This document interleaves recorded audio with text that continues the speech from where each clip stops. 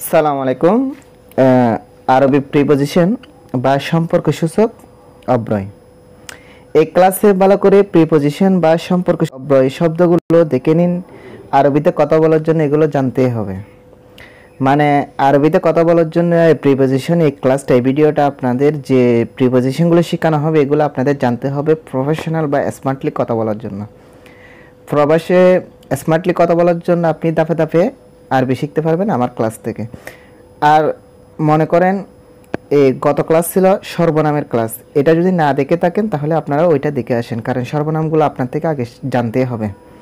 তাহলে আমার আইডিতে ঢুকে সর্বনামের ক্লাসটা দেখে নিন। এখানে দেখুন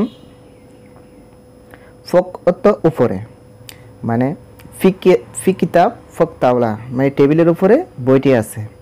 ফক সায়ারা ওয়াহেদ কিতু ইজলিশ, মানে একটি গাড়ির উপরে একটি বিড়াল বসে আছে। তাহলে ফোক শব্দটা আপনারা যে কোনো মানে উপরে বোঝাতে, যে কোনো কিছু বা আপনিও উপরে আছেন এটা বোঝাতে ফোক শব্দটা ব্যবহার করবেন। তাহাত তো নিচে, তাহাত সায়ারা ফি কেতু, মানে গাড়ির নিচে একটি বিড়াল আছে বা গাড়ির নিচে বিড়ালটি আছে।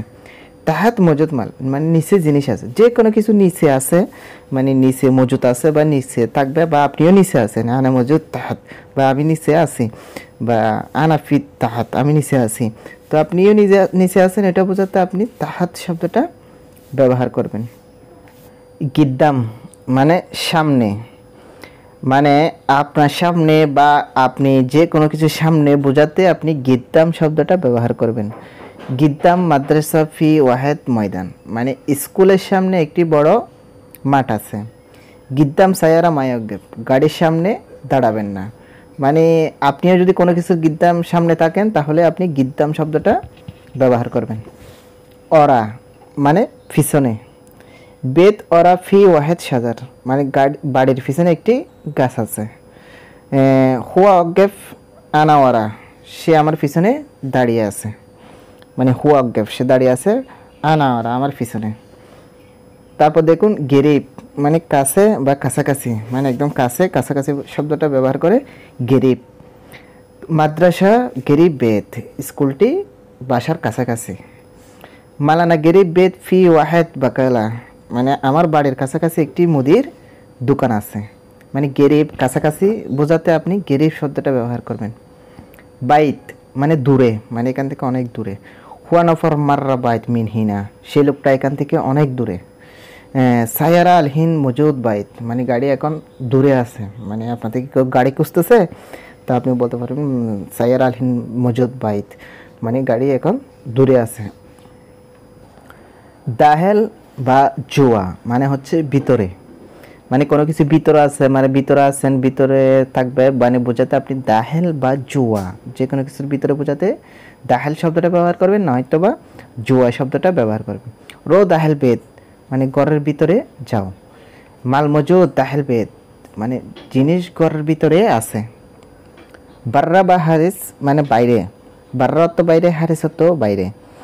তো এক্সাম্পল আনা ফি ওয়াগেফ বেদ বাররা, মানে আমি ঘরের বাইরে দাঁড়িয়ে আছি।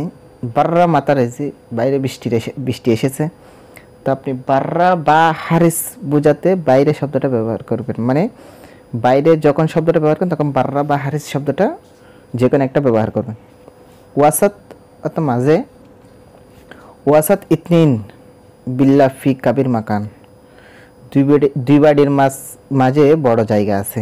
ওয়াসাত তো মাঝে, যে কোনো কিছু মাঝে বা মধ্যে আছে বোঝাতে আপনি ওয়াসাত শব্দটা ব্যবহার করবেন।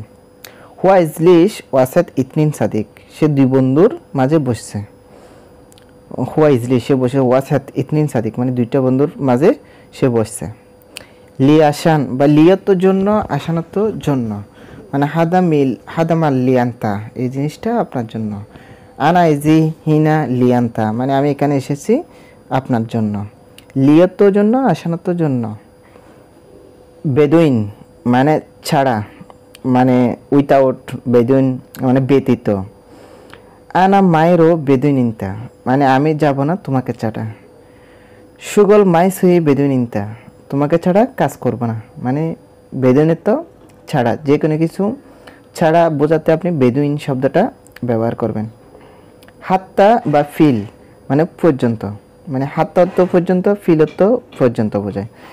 আনা মজুদ ফিল লাইল মানে আমি আছি রাত পর্যন্ত। আনা মজুদ বিল লাইল আমি আছি রাত পর্যন্ত, এরকমও বলে। আনা সুই সুগল ফিল লাইল আমি কাজ করব রাত পর্যন্ত।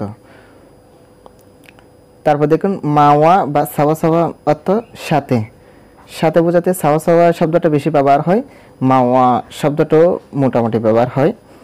তো আনা মজুদ সাওয়া সাওয়া সাব্বির মানে আমি আছি সাব্বিরের সাথে। আনা মাইরো সাওয়া সাওয়া আন্তা মানে আপনার সাথে আমি যাব না। ইলা তো দিকে মানে কোনো কিছুর দিকে বোঝাতে আপনি ইলা শব্দটা ব্যবহার করবেন। হুয়া সুফ ইলা ইনতা সে তোমার দিকে দেখে, মানে সুফাত দেখে। হুয়া রো ইলা ইনতা বেত সে তোমার বাড়ির দিকে গেল। হুয়া রো ইলা ইনতা বেত সে তোমার বাড়ির দিকে গেল। ইলা আপনি কোনো কিছুর দিকে বোঝাতে ইলা শব্দটা ব্যবহার করবেন। মিন অর্থ থেকে, মিন অর্থ থেকে, আবার মিন অর্থ কে, মানে কখনো কখনো আপনি এগুলো প্রশ্নের মাধ্যমে চাপ দিয়ে বোঝাবেন, কখন থেকে বোঝাচ্ছেন, কখন কে। মিন অর্থ কে, মিন অর্থ কে এরকমই বোঝায়, আর মিন অর্থ থেকেও বোঝায়, মানে এখান থেকে ওখানে, ওইখান থেকে ওইখানে থেকে। তো এক্সাম্পল আনারো আবুধাবি মিন দুবাই আমি আবুধাবি থেকে দুবাই যাব। তো আনা সোবা মিন মাসা ফিল ইন্তেজার আসান হুয়া আমি তার জন্য অপেক্ষা করতেছি সকাল থেকে সন্ধ্যা পর্যন্ত। তো মিনত থেকে আবার খেয়ে বোঝায় আপনি কখন কিসের কথা বলতেছে তখন এটা বুঝে নিতে হবে। সেম সেম মতো সেম সেম শব্দটা বেশি ব্যবহার হয়। হুয়া সেম সেম সুফিনতা হুয়া দেখতে আপনার মতো, অথবা আপনি দুই ভাই হয়তো বা দেখতে একই রকম, তা আপনি বলতে পারবেন ইনতা আকু সেম সেম ইনতা সুফ সেম সেম সুফিনতা মানে আপনার ভাই দেখতে আপনার মতো। হাদা সায়ারা সেম সেম মালানা সায়ারা এই গাড়িটা আমার গাড়ির মতো। তো মনে করেন কেউ একজন গাড়ি কিনছে আপনার গাড়ির মতো, তো আপনি বলতে পারেন হাদা সায়ারা সেম সেম মালানা সায়ারা। ওয়াক্ত অর্থ সময়। দাম অক্ত লা আলহিন এখন ডিটি সময় না, লা তো না, মায়ের তো না, তো এগুলো আপনাকে আমি শিখাবো। দাম এই ক্লাসে জাস্ট আপনারা প্রিপোজিশনগুলো দেখে নেবেন। ওয়াক্ত অর্থ সময়।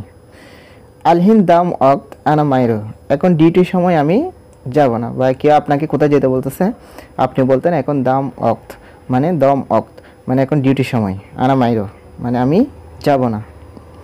আলহিনত এখন, আলহিন আনা মাই ইকদার হাদা সুগল সই আমি এখন এই কাজ করতে পারবো না।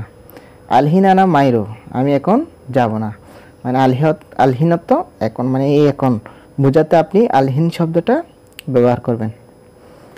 বাদিন অর্থ ফরে, মানে আপনি ফরে যে কোনো ফরে বোঝাতে আপনি বাদিন শব্দটা ব্যবহার করবেন। আনারও বাদিন মানে আমি ফরে যাব। আলহিন সুহাস মশগুল মানে আমি এখন একটু ব্যস্ত। আনা আওয়াল আক্কেল বাদিন সহি সুগল মানে আমি আগে খাবার খাবো পরে কাজ করব। তো বাদিন অর্থ ফরে। গাবল অর্থ আগে, আওয়াল অর্থ আগে, দুটোটাই ব্যবহার হয় কম বেশি। আওয়াল ইনতারও বাদিন আনা ইজি আগে তুমি যাও পরে আমি আসতেছি। মাফি গিরগির গাবল তাল ইনতা মানে বক বক করো না, আগে আগে তুমি আসো। তো গাবলত আগে, আওয়ালত আগে, যে কোনো কিছু আগে বোঝাতে আপনি গাবল বা আওয়াল শব্দটা ব্যবহার করবেন। তো আজকের প্রিপোজিশনের ক্লাসটা হচ্ছে এই পর্যন্ত। আপনারা এখন এই যেগুলো শিখছেন এই মানে যে ওয়ার্ডগুলো শিখছেন এগুলোর যে পিডিএফটা আছে আমি এটা ডিসক্রিপশনে দিয়ে দেবো, মানে এটা অর্থাৎ কমেন্ট বক্সে প্রথম লিঙ্কে দিয়ে দেবো, আপনারা সেখান থেকে ডাউনলোড করে নেবেন, তারপর আবার প্র্যাকটিস করবেন ঘরে বসে। আমাদের নেক্সট ক্লাস হবে আপনার হচ্ছে কনজাংশন মানে সংযোগ শব্দ, যেগুলো হচ্ছে আপনি লাকিনত্ব কারণ ওয়াওত এবং আওত অথবা ওই শব্দগুলো আমরা নেক্সট ক্লাসে শিখব। তাহলে এই ক্লাসে এই পর্যন্ত। আর যদি মনে করেন ভালো লাগে তাহলে চ্যানেলটা সাবস্ক্রাইব করবেন। আচ্ছা, ধন্যবাদ। আসসালামু আলাইকুম।